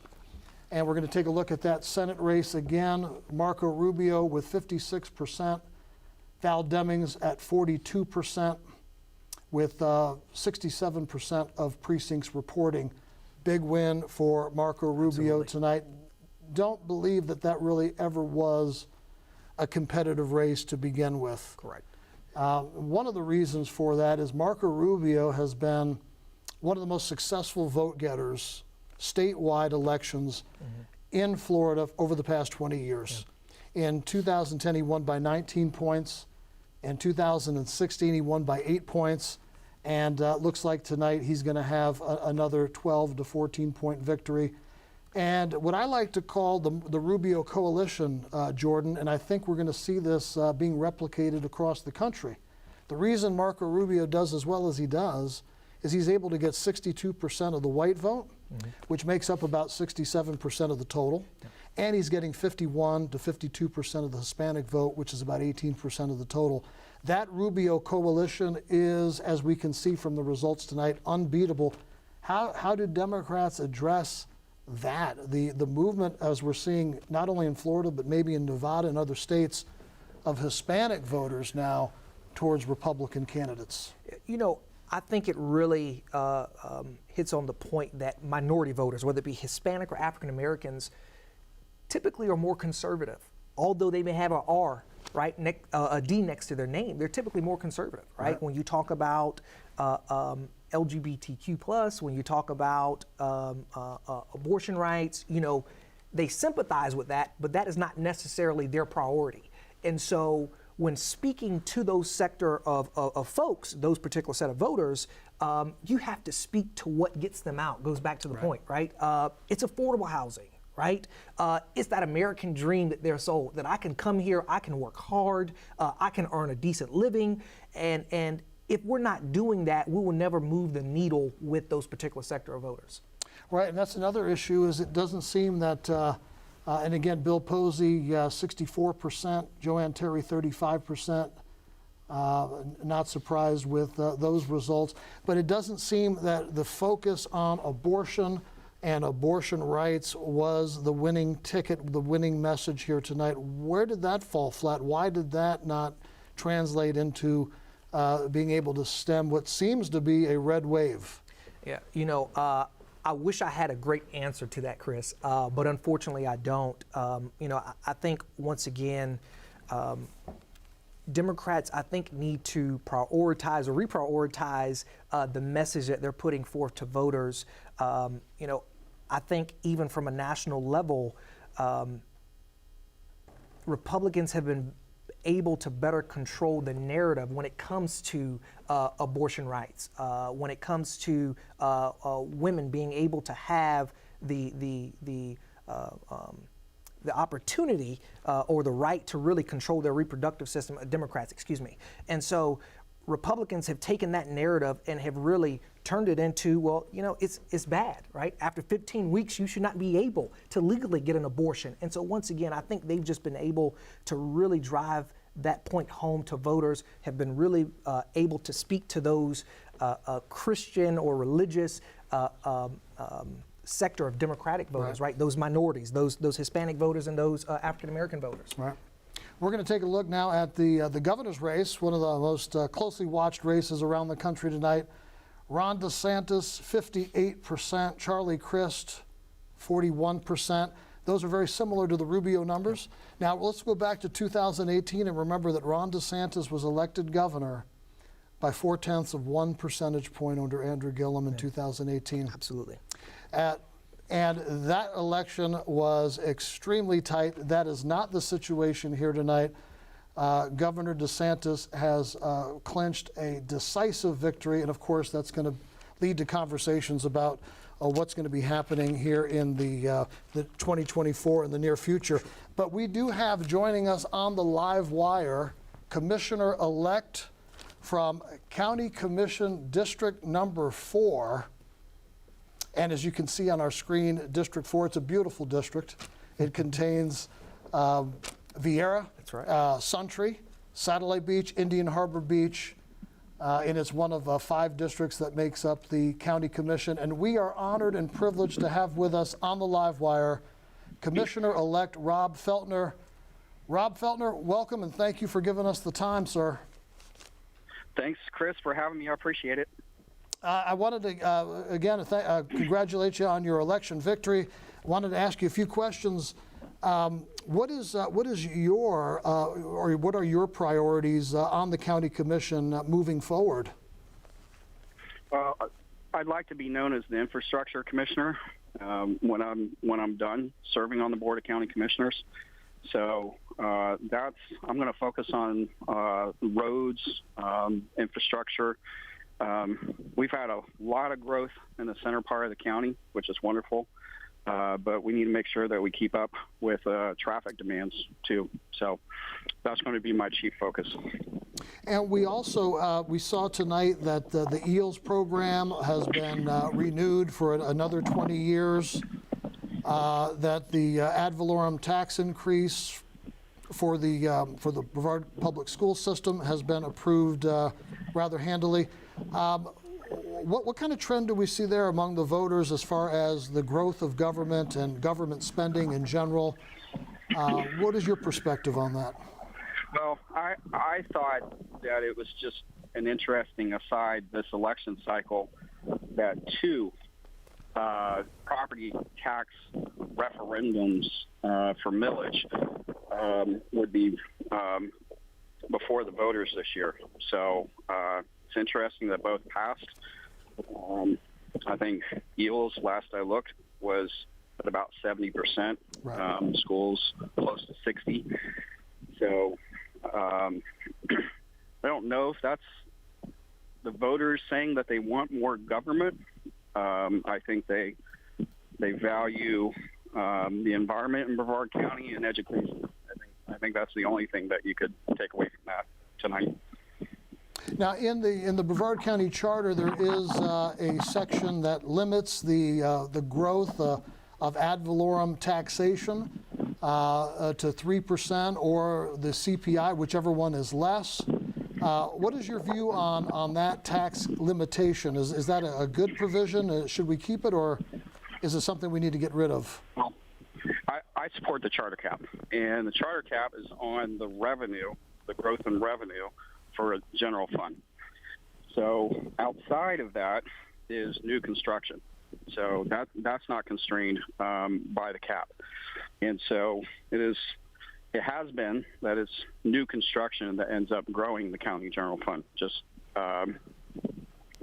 anyways. But I think it's a good thing. The voters put that there for a reason. I honor and respect that. And so the charter cap, as you know, that didn't, I think there was a movement for a short while to address that on charter review. It didn't make it out of charter review. I don't think the voters will see that question anytime in the near future, and so the charter cap will stay there, and the Board of County Commissioners will work, to get the job of county government done within its means. So we can say safely that the tax cap's firmly ensconced, at least for the near future. We also wanted to just briefly talk to you about growth management. We've been talking earlier about Florida being one of the top destinations for people moving in. To say we're actually #1 in the country, adding about 711 people per day, 265,000 new residents just last year moving into Florida, while California lost almost 360,000 at the same time. So besides infrastructure, I know that's going to be your banner. What other factors are we looking at for growth management, urban development as we move forward? Well, first of all, I think things will slow down. Interest rates have gone up pretty quickly. That's eventually going to have an effect. But Florida continues to be in high demand. Brevard County is a great place to live. I'd remind you, as a point of history, Brevard County was the fastest growing county in the country in the 1960s during the baby boom and the height of the space program. So we've been through times of high growth, and Brevard County is going to continue to manage that fine in the future. Aside from infrastructure, obviously we want to make sure that our local economy continues to grow. Public safety, there's going to be some demands on public safety. Brevard County is going to construct a new firehouse in Vieira soon. I think it's out by the Costco. We're going to have to continue to support our fire and our law enforcement. Those are probably the chief things to get done in the coming years. Commissioner-elect Rob Felner, District 4 County Commission, thank you, sir, for giving us the time. We appreciate it. Best to you and your family. Thanks, Chris. Thank you, sir. Thank you, sir. All right, ladies and gentlemen, that was Commissioner-elect Rob Felner on the live wire with us. We are still experiencing technical difficulties with Congressman Bill Posey. We will update you as we have more information. Jordan Chandler, we're going to start getting into the county charter review amendments here in a moment. But it does seem that Governor DeSantis has kind of solidified that white Hispanic Rubio coalition. And we're seeing very similar numbers between Senator Rubio and Governor DeSantis' victory tonight. And I think that's going to continue to be a major theme as we move forward. I know we wanted to bring up, if we could, on the screen, the results for Charter Amendment Review Amendment number 6 in particular. I want to see right now that's at just under 53% with 155 of the precincts reporting. Now, you were appointed to the commission by Commissioner Zonka. Yes. And you served with distinction on the review panel. And this charter amendment was your main amendment that you worked on. Absolutely. So tell us about what is this amendment? What does it do? Why is it so important? Yeah. Once again, as you just stated, Chris, would like to say thank you to Commissioner Zonka for appointing me. As you know, our Charter Review Commission process per our County Home Rule Charter is a year-long process. This Charter Review Commission made up of 15 members, each county commissioner getting 3 appointments. 2 members have to live inside of their district, 1 has to live outside of their district. And so thank you once again to Commissioner Zonka for, thank you, not Robert, to appoint me to this particular commission. When I sat down with her, Chris, when she first appointed me, I guess it was sometime in September of 2021. It doesn't even seem that long ago. Sat down in her office, and I had 2 proposals that were very near and dear to me. And it's just looking at the landscape here in Brevard County, being a relatively young guy, 25 years old, Was fortunate enough to be the youngest person, I think, to serve on this Charter Review Commission. And then also simultaneously, I was serving on Palm Bay's Charter Review Commission. So I had the great responsibility of serving on both of those. But had two proposals. One was a Right to Clean Water Act, which a group of residents or constituents actually brought forward a proposal before I could. So they ran forward with that one. It was very similar to the one that I would have crafted, so was in support of that particular initiative, but it obviously failed. I think I only received 4 votes at the Charter Review Commission level, and once again, 15 members, you have to receive a supermajority, 10 out of 15. And just to sort of give some dynamics of that particular Charter Review Commission, you had 12 Republicans and 3 Democrats, right, that actually served on this Charter Review Commission. And So, would you say your experience on the commission, was it cordial? Was it professional? Absolutely, and I would, sort of tip my hat to him, but former Florida State Senate President Mike Herodopoulos was actually the chair of our commission. Attorney Kendall Moore was our vice chair, but I think that Chairman Herodopoulos really governed in a fashion, I think that was very Florida House-esque, should I say, right?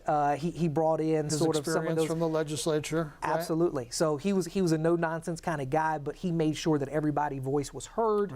And there were times where, you could tell where he was leaning, and he'd try to throw some bones to save you a little bit. And so I think Chairman Herodopoulos did a phenomenal job in really delegating and making sure that process was as smooth as possible. That's great to hear, especially in 2022. It's refreshing to hear that.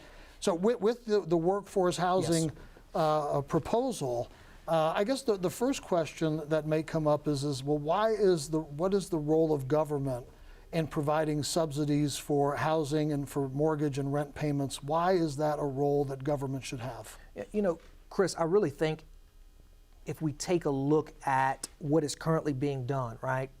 Our county gets what you call SHIP funding, right? It comes down from Sadowski, from the state, but we know that particular trust fund has been swept for a number of years. The county, I think for a number of years, maybe 10, 20, somewhere between there, have never eclipsed $1 million in SHIP funding. So you've never really been able to address one of your county's or local government's most critical need, which is the lack of affordable housing. So I think it is very well within a government's right and responsibility to establish a trust fund of this particular sort to create workforce opportunities in the county. And it goes back to us talking about, that workforce. When we talk about, let me back up. I think tonight, if you look at sort of the way the vote is on the Affordable or Workforce Housing Trust Fund, I think typically there's a stigma associated with affordable housing, number one, right? You think that those individuals who are standing on the side of the street with a sign that says help, hungry, right? Those are the individuals that are direct recipients from funds or government subsidized housing, right? And that's not necessarily the case. And so it's been really trying to change the stigma associated with affordable housing. Nowadays, it's workforce housing. You have, I think the average price of a home right now in Brevard County is $340,000. Interest rate, 6.5%, 7%. You have individuals in our community who are essential, our teachers, right, who have the responsibility of training up tomorrow's leaders, but I know that you have mentioned that businesses are not going to move into Brevard County because they can't bring in qualified workers because the housing. Why not have that cost as like we have healthcare benefits and we have pension funds that employers offer? Why wouldn't employers have an incentive then to offer a benefit to offset the cost of housing rather than having the taxpayers do it? Wouldn't that be a more efficient, effective way of doing it? And really, in essence, let me back up to the 4 fundamental principles of this particular framework. Number one, this trust fund really established permanency, right? By putting it in our county's constitution, our charter, it says that this is a critical issue, we must address it. Whereas if you do it legislatively via ordinances, depending on who's in office, you can repeal or replace that at any time. But I think if the voters say, hey, this is something that we need, it should be baked in permanency, right? Now there's an opportunity to get rid of it, which is in 6 years, either whoever sits on that Charter Review Commission can take it up and decide to get rid of it, or there can be a petition-led process. The second thing is it makes it a continuous non-lapsing fund, right? Which means that any funds that are allocated to this trust fund must stay there. Can't be diverted to other projects, can't go back to general revenue.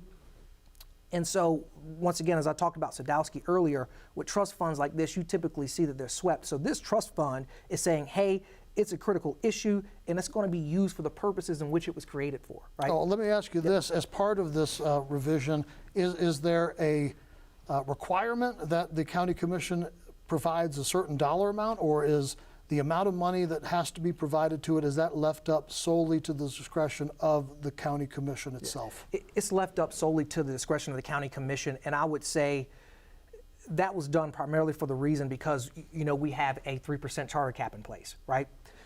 When I had conversations with individuals in Alachua and Baltimore and just throughout Florida, as well as other states who actually specialized in working in some kind of housing government agency, a lot of these trust funds are typically funded through general revenue. We don't have that luxury here because we're robbing Peter to pay Paul. And so it is really allowing us to be creative to a certain degree to say, okay, let's look at the resources that we have available and make sure that we're adequately funding this trust fund. One of the funding sources for this particular trust fund is the sale of county surplus real property, right? Our county has approximately 200 plus properties on roll. But what we haven't done is actually taken a look at those properties and have aligned ourselves with Florida State Statute 125.379, which actually gives guidance to local governments as to how they should dispose of county surplus real property, and the main reason is for affordable housing, right? And so, to your point earlier, at the end of the day, this really is going to be a partnership with corporations, with developers that say, hey, listen, if you want to solicit dollars out of this trust fund, you sort of have to meet us in the middle, right? Also, we're going to be taking a look at selling off county surplus real property, which those dollars from the sale will then go back into this trust fund. Right. And so it is sort of that, you know, reinvigorating of the wheel. So it sort of, to a certain degree, does fund itself, but it also gives the county commission the flexibility to look at potential funding sources to make sure this is adequately funded. Well, it looks like that revision is going to pass. It's the closest vote of all six, but it does look like it's got enough to get across the finish line. We also wanted to take a look at Charter Revision number 3. If we can get that up on the screen for us as well. As you can see here, recall of school board members, 78% of the vote with 155 precincts reporting. That's a landslide right there. That's a mandate. I know this was a contentious issue on the Review Commission. What was your feeling about it as a panelist and as a member of the Charter Review Commission? What was your perspective on number 3? You know, I really sat back and really listened to the dialogue that was taking place, and I did have concerns with the recall of potential school board officers for a variety of reasons. This particular proposal was presented in really 3 different ways. The first way that it was presented was strictly really based on policy-related issues, right?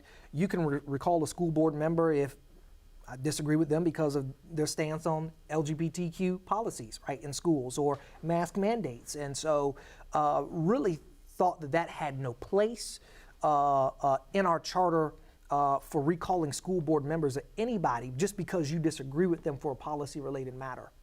The second time it came before us was in a similar manner for policy-related issues, and I think you touched on them. The Florida State Constitution already gives guidance as to how officials can be recalled, which is misfeasance, malfeasance, drunkenness, etc. And so this particular proposal, the second time it came back to us, was once again a policy-related proposal, but the caveat to that was that a simple majority of the school board could actually lead a recall effort against another school board member. So once again, so there's a lot of questions here, and even the attorney review panel said that they couldn't give a recommendation, that there were, there's an argument that it's unconstitutional. There's an argument that it may be in compliance with state statutes, so that they kind of said, hey, this could go either way. Correct. It's good. It's won by a landslide. It's going to be in our charter. Do you expect to see any school board members recalled with this language successfully with this language now in our charter? Once again, I think it would be a very steep process, and I think it would be a, as hinted earlier, I just don't see it necessarily happening. But I'm one to never say never. So. Right.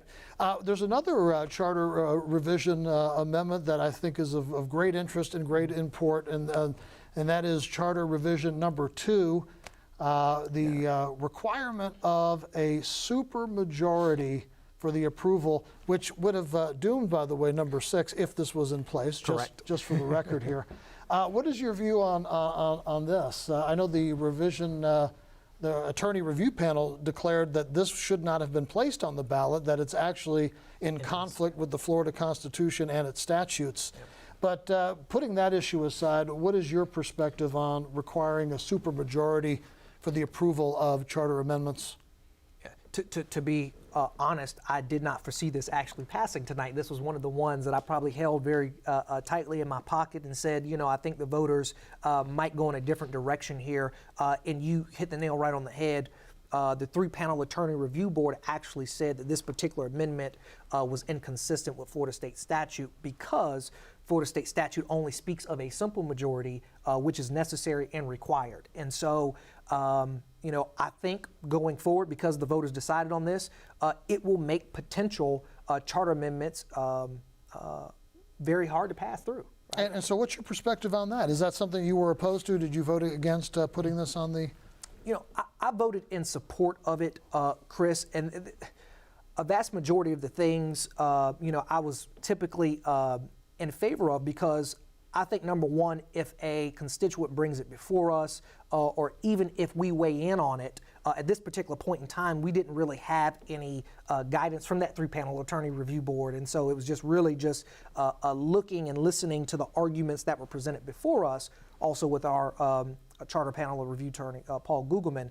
But I voted in support of this for it to be placed on the ballot, once again, because I'm typically in support of allowing the voters to decide, right? Sure. Talks about school recall of school board officers, right?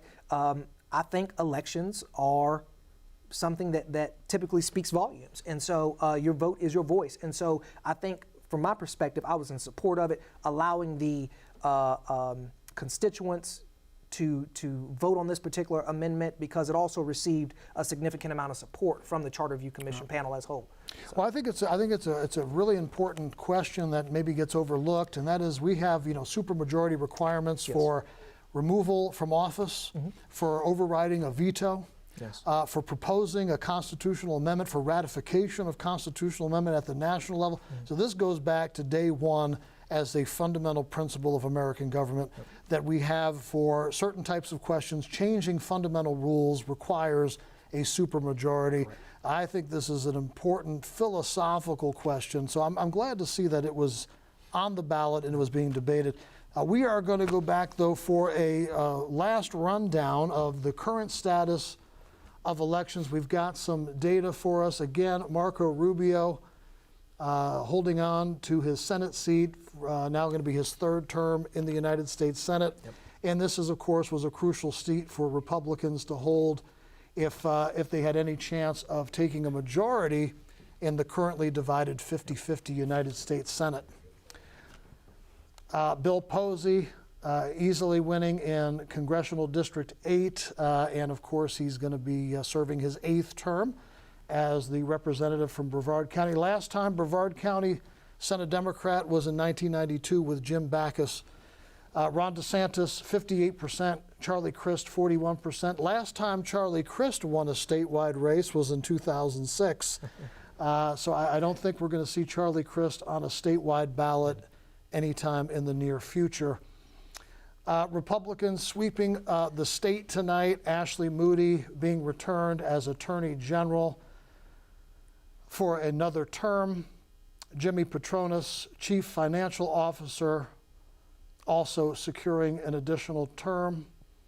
And interestingly, Commissioner of Agriculture, which was held by Democrat Nikki Fried, now reverting back to Wilton Simpson, who is the former president of the Florida State Senate.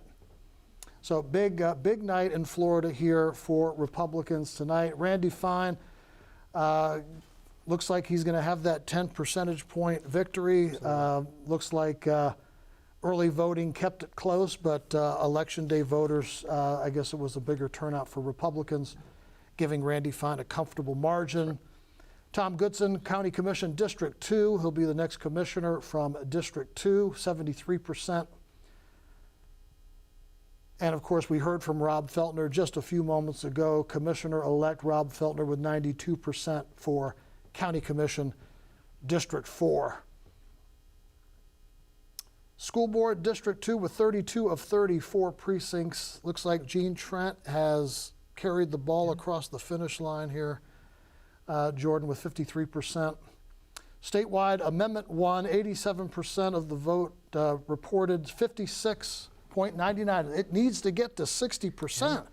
So we've got that supermajority requirement. This, of course, would prohibit the property appraiser from increasing your value if you do upgrades for storm-related, flood-related issues. Amendment 2 would abolish the Constitutional Revision Commission. It looks like that is going to fall well short. This is a group that meets once every 20 years, Jordan. Now, that's the kind of job we might like, right? Once every 20 years, you have to get out of bed to go to work.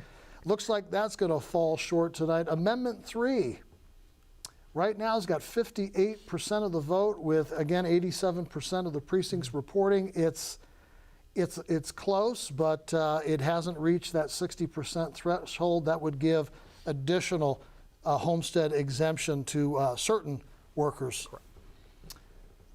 And our county referenda. We have the ad valorem millage to increase teacher pay, garnering 57, almost 58% of the vote tonight. We've got environmentally endangered lands program, 70%. Which I don't think was a surprise. We had expected that. County Charter Proposal number 1, the Attorney Review Panel, again, garnering about 70% of the vote. About 67% of the vote for requiring a supermajority for future charter revisions. And we've already talked about the Charter Revision 3, which getting an overwhelming 78%. What's interesting is that Charter Revision number 4 has also passed. Which is in direct conflict with... which creates a conflict now with the language of Revision number 1. Correct. Does the revision go back to the county commission or to the charter? And we've got two conflicting. So that's going to be an interesting dynamic moving forward. We looked at County Charter Proposal number 5. That was dealing with, of course, the early retirement of Brian Lober in District 2. This basically just goes along with what the state has in the statutes already. 28 months. Yep. 28 months. And Revision 6, which was, of course, great import to you, still at right just under 53%. It looks like it's going to be passing. So we want to thank you, Jordan Chandler, for being with us this evening and all the great insights that you gave us. I know that we are going to hear a lot more and see a lot more of you in the future. We want to thank Joanne Terry and Commissioner-elect Rob Felner for giving us the time this evening. We weren't able to connect with Congressman Bill Posey, but we do want to extend congratulations to him for garnering an 8th term in the United States House of Representatives. I think by the time this evening's over, Jordan, we're going to see that the United States House of Representatives has shifted to Republican control. Any other surprises tonight before we wrap things up, my friend? You know, I think that by a slim margin, I think Democrats may be able to control the U.S. Senate. I know that there is a hot contested race right now in Georgia between Senator Warnock and Walker. Right. And so still keep an eye on that one. I don't know what the results are, but when I looked earlier, I know that Warnock had a pretty good lead over Walker. So it's going to be interesting. All right, my friend Jordan Chandler, we appreciate you giving us the time, appreciate you being here. Thank you, viewers, for doing your diligence, voting, and participating in our process. And as always, God bless America. Good night.